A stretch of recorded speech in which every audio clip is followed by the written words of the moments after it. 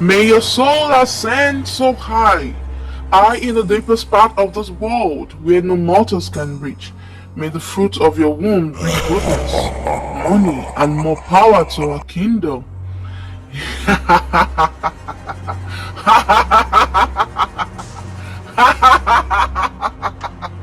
More good life, brothers. More good life, brothers. More good life, brotherhood.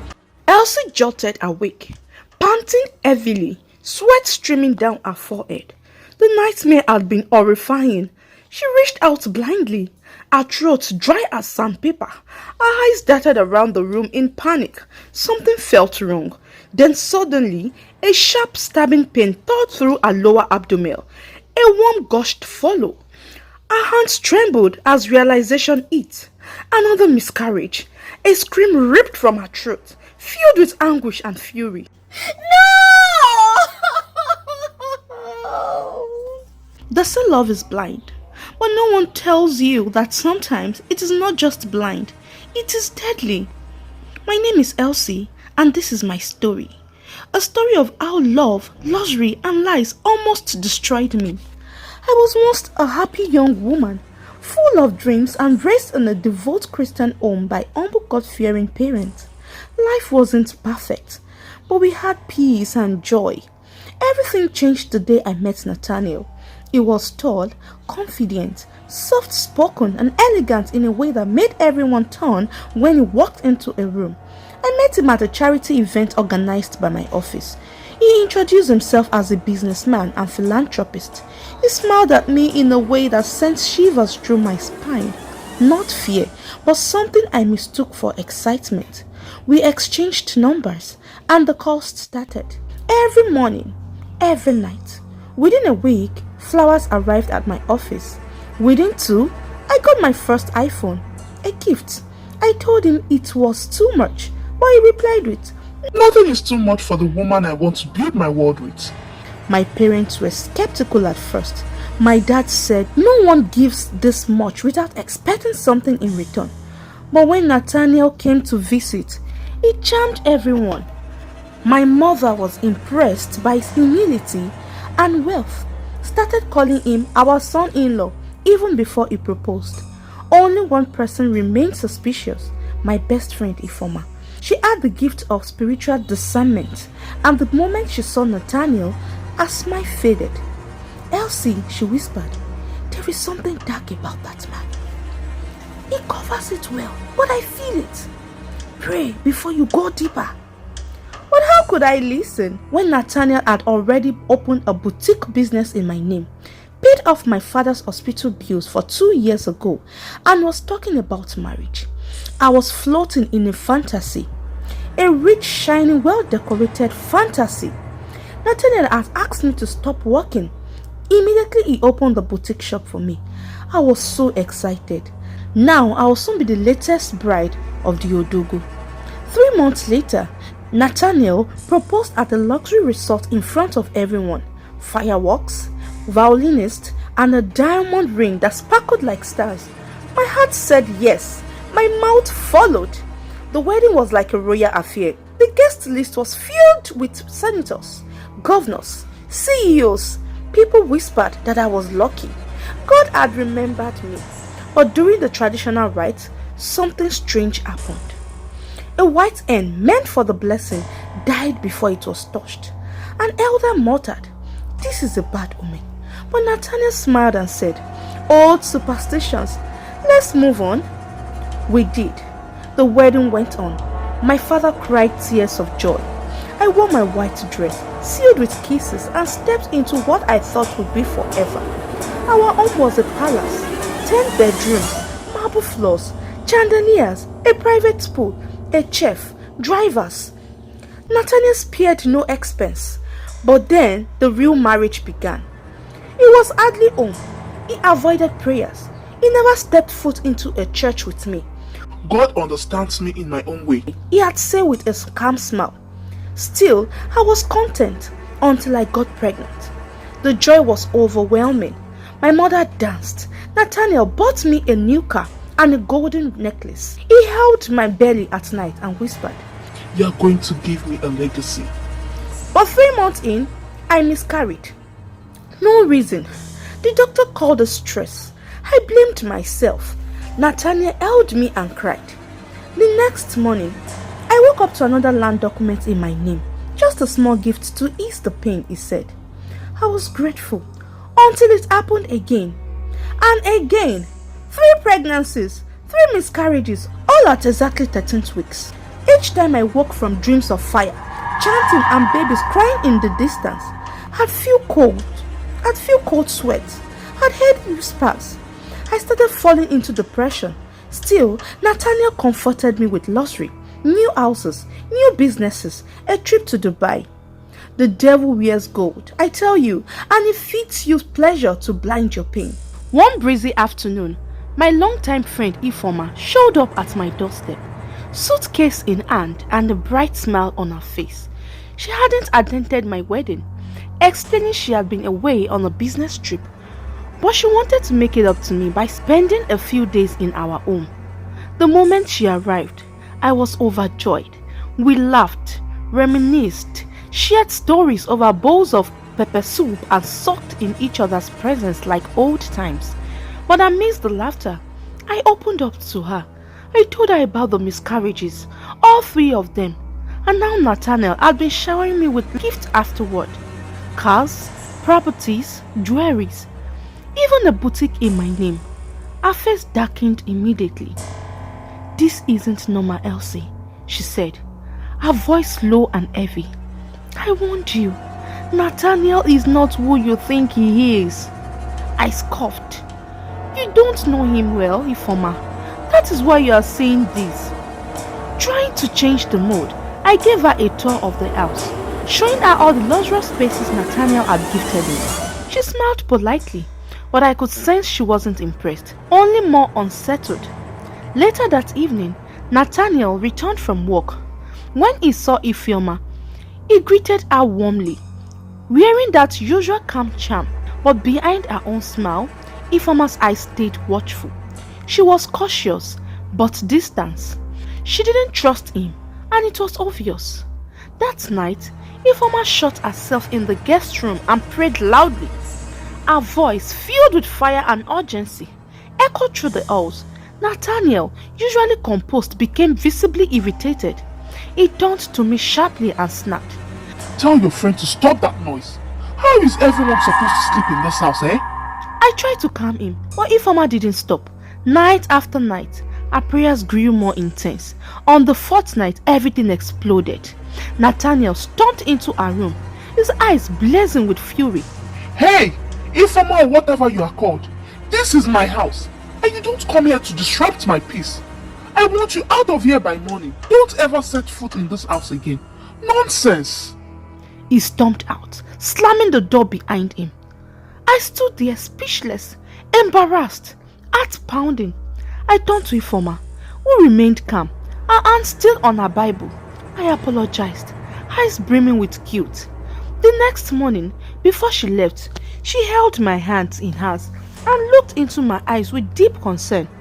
"Elsie," she said gently, "what I saw in this house is dark, very dark. You are living with something far from ordinary.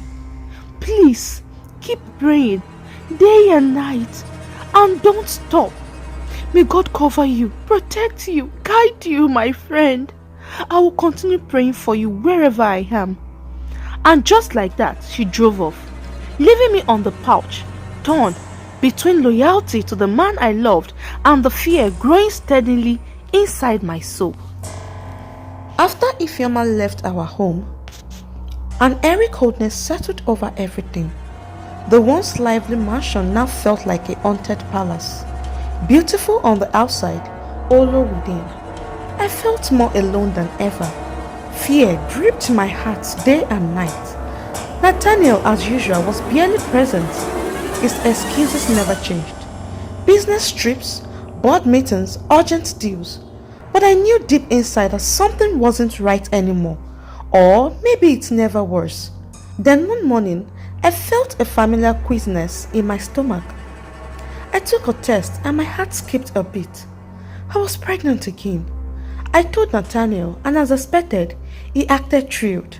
The next day, He surprised me with a pair of diamond-stoned shoes worth millions of naira. But luxury was the last thing I needed. I needed assurance. I needed peace. I needed this baby to live. I became extra cautious. I stopped going to my boutique. I refused to lift a finger at home. I stayed indoors, praying, hoping, and doing everything the doctors advised. I was desperate to avoid another tragedy. But as the pregnancy reached the 13th week, the cost mark where all my losses had come, it happened again. That night, I had another terrifying nightmare. I saw the same blood-soaked altar, the same masked figures, the same fire. I woke up gasping and then felt the now too familiar sharp pain. Another warm gush of blood, another baby gone. This time, I didn't want consolation. I did not want words. I didn't want gifts.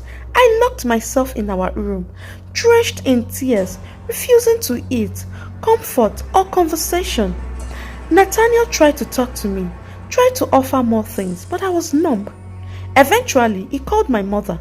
She came rushing in, held me, and wept with me. I poured out everything, the pain, the fear, the confusion. She stroked my head gently and said, "God's time is the best, my daughter. One day you will hold your own child." Months passed and I began to recover, but something in me had shifted. I wasn't ready to go through another cycle of hope and heartbreak. Quietly, I got on contraceptives. I never told Nathaniel, I just couldn't. A year went by. Nathaniel started getting restless. One night, while lying beside me, he stroked my belly and asked, What's wrong, baby? Why aren't you getting pregnant? Don't you want to give me an heir? My own flesh and blood?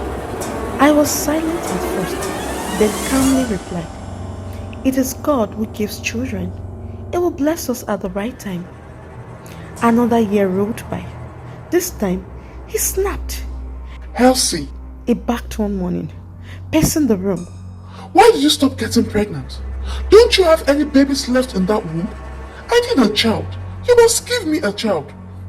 His tone cut through me like a blade. I flared up. I am not the one who gives babies. Only God does, and I will carry mine when He says so. But Nathaniel wasn't satisfied. That night, in a surprising twist, he took me out to a club. We drank, we danced, we laughed. It felt like old times, and for a brief moment, I let my guard down. I didn't know he had a plan. Back home, intoxicated and dizzy, we made love. I barely remembered it.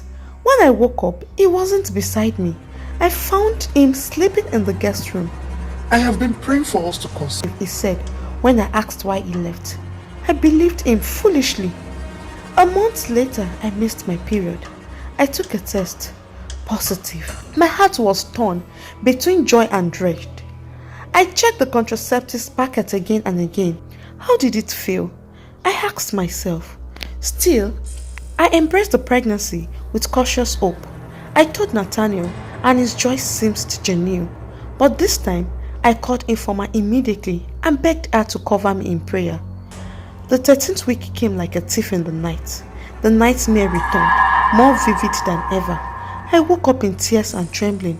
I rushed to the bathroom and saw the blood. The baby was gone again. I collapsed to the floor and screamed. By morning, I couldn't take it anymore.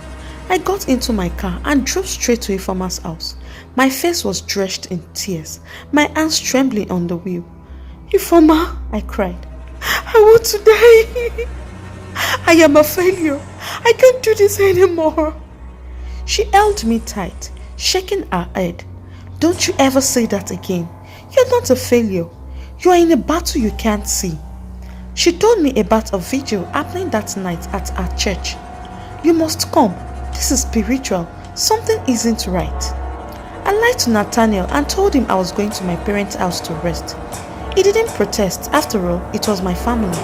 That night at the vigil, fire rained down in prayer. I wept. I screamed. I called on God like never before. I begged Him to reveal the mystery behind my endless pain. And then the pastor pointed at me. "You," he said, his voice thunderous, "you are married to a man of the dark world. Your womb is a spiritual altar. Your children are sacrifices. You sleep beside a gatekeeper of death. I screamed. I fell to my knees. I couldn't breathe. No, no, no, I whispered. Deep down, I knew it was true. Still, I needed proof. I needed to see it with my own eyes.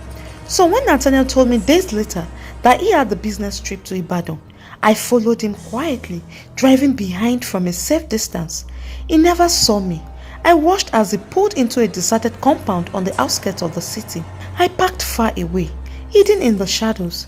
At midnight, they arrived. Men in dark robes, walking in silent formation. They gathered around a bonfire. I saw Nathaniel stepped forward, holding a clay bowl and wearing a robe too. They began chanting, foreign tongues, echoing in the night air. I couldn't move. My hands shook violently. My husband, my sweet Nathaniel, was not who I thought he was. He was a servant of darkness. I fled before I collapsed, and with every step away from that place, I could feel my soul screaming to be set free. That night, sleep completely abandoned me.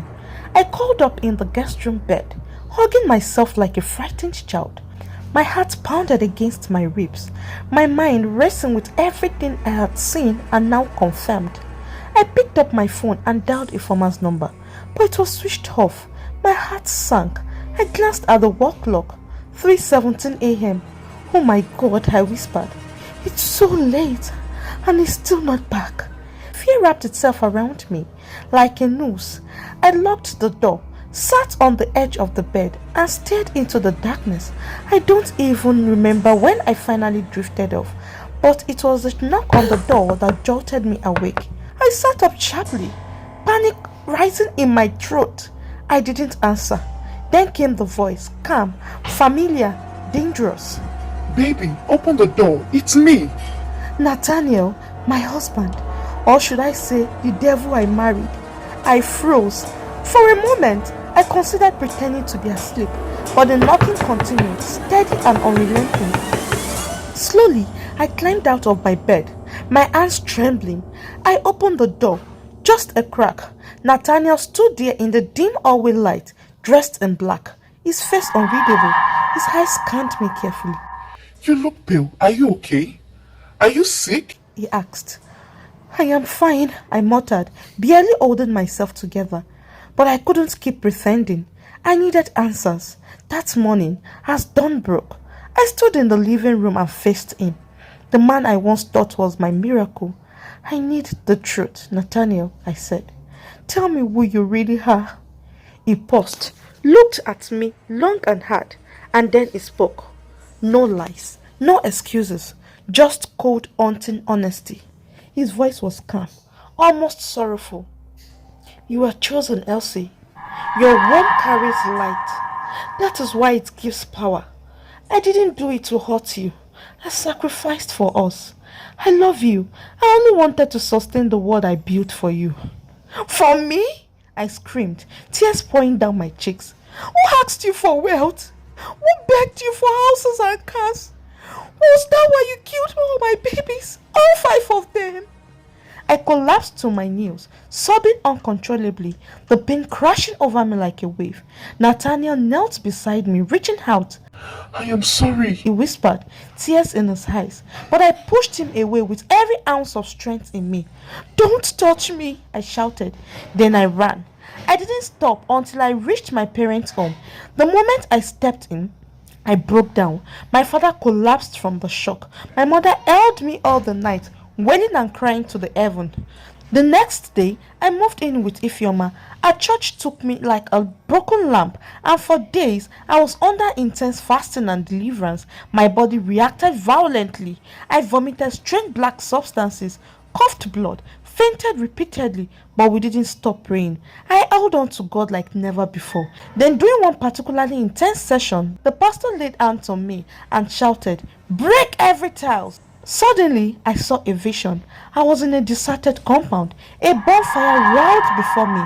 Nathaniel stood across from me, dressed in the same black robe. His face was calm, inviting. He stretched out his hand and whispered, come back to me. My body trembled, but something in me screamed louder. No, I cried. And in that moment, I felt it. The last spiritual tie shattered, chains broke, and I was free. The days that followed were hard. I had to rebuild everything: my faith, my sanity, my identity. I burnt every item Nathaniel had ever given me. I sold off the businesses. I gave away the clothes. I moved into a small apartment and started life all over again. But for the first time in years, I had peace. Then one day, when I least expected it, I met Daniel, a quiet gentleman with a soft smile and a deep love for God, a widower with a little girl. When I told him my story, he didn't flinch or judge. Instead, he held my hand and said, "God doesn't throw people away. He recycles pain into purpose." We got married. No cameras, no luxury, just joy and sincerity. When I got pregnant, I trembled at first, but this time I armed myself with prayers and praise. I fasted. I declared life over my womb. And when the 13th week passed, I fell to my knees and thanked God. On the very day my first child would have turned 5, I gave birth to a beautiful elder baby girl. One sunny afternoon, I stopped by a roadside store to buy some fresh fruit. My daughter Praise stood beside me, holding onto my gown while my husband waited in the car with our newborn baby girl cradled in his arms. As I argued with the fruit seller, something, or rather someone, caught my eyes. My heart skipped. There across the road, wandering barefoot and dirty, was Nathaniel. But he was no longer that sharply dressed man who once lived in luxury. His clothes were tattered, his hair was wild, his eyes vacant. He was muttering to himself, staggering from one place to another like a lost soul, a madman. Then, as if drawn by fate, he turned and began walking towards me. Give me money. He muttered, putting his fingers to his lips in the universal sign for hunger. I froze. My entire body went cold. I grabbed Praise hands and bolted back to the car. I slammed the door shut, panting heavily. My husband looked up, concerned. "What happened?" I whispered, my voice shaking. It's Nathaniel. He's on the street. He's mad." My husband glanced back briefly, then looked at me with calm eyes and said, "God has vindicated you. Your enemy has been brought low and put to shame." As we drove away, I looked back one last time, not out of fear, but with finality. In that moment, something deep within me lifted. I knew I was completely free. Free from the past, free from the pain, free from the curse, vindicated, redeemed, and whole again. Today, I speak in churches, women's group, schools, and radio shows. I share my testimony with boldness and truth. I tell women, not every rich man is a blessing, not every wedding is God's will, and not all miscarriages are medical. I was once in love with an occult man, but God pulled me out. Now, I am in love with truth, and nothing is more powerful than that. The end.